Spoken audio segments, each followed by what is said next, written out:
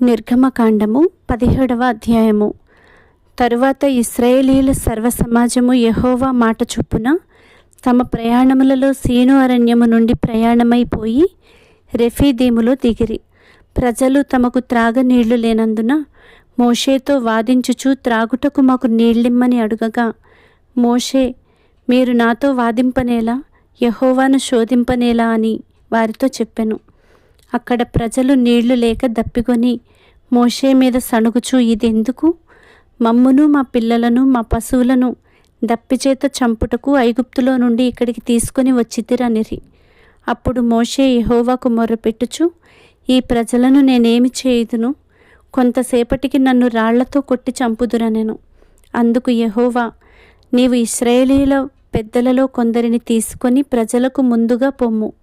నీవు నదిని కొట్టిన నీ కర్రను చేత పట్టుకొని పొమ్ము. ఇదిగో అక్కడ హోరేబులోని బండ మీద నేను నీకు ఎదురుగా నిలిచెదను.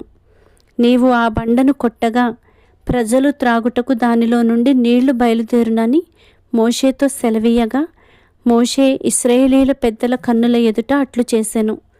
అప్పుడు ఇశ్రాయేలీయులు చేసిన వాదమును బట్టియు, యెహోవా మన మధ్య ఉన్నాడో లేడో అని వారు యెహోవాను శోధించుటను బట్టియు అతడు ఆ చోటికి మస్సా అనియు మెరీబా అనియు పేర్లు పెట్టెను.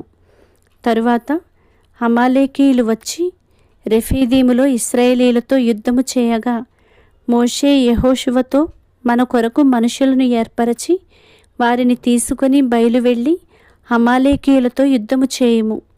రేపు నేను దేవుని కర్రను చేతపట్టుకొని ఆ కొండ శిఖరము మీద నిలిచెదననెను. యెహోషువ మోషే తనతో చెప్పినట్లు చేసి అమాలేకీయులతో యుద్ధమాడెను. మోషే, అహరోను, హూరు అనువారు ఆ కొండ శిఖరం ఎక్కిరి.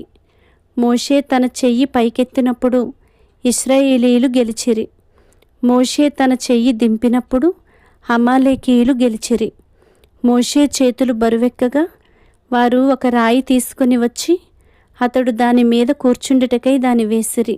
అహరోను, హూరులు ఒకడు ఈ ప్రక్కను ఒకడు ఆ ప్రక్కను అతని చేతులను ఆదుకొనగా అతని చేతులు సూర్యుడు అస్తమించు వరకు నిలుకడగా ఉండెను. అట్లు యెహోషువ కత్తివాడి చేత అమాలేకు రాజును అతని జనులను గెలిచెను. అప్పుడు యెహోవా మోషేతో నిట్లనెను, నేను అమాలేకీయుల పేరు ఆకాశము క్రింద నుండకుండా బొత్తిగా తుడిచివేయుదును గనుక జ్ఞాపకార్థముగా గ్రంథములో దీని వ్రాసి యెహోషువకు వినిపించుము.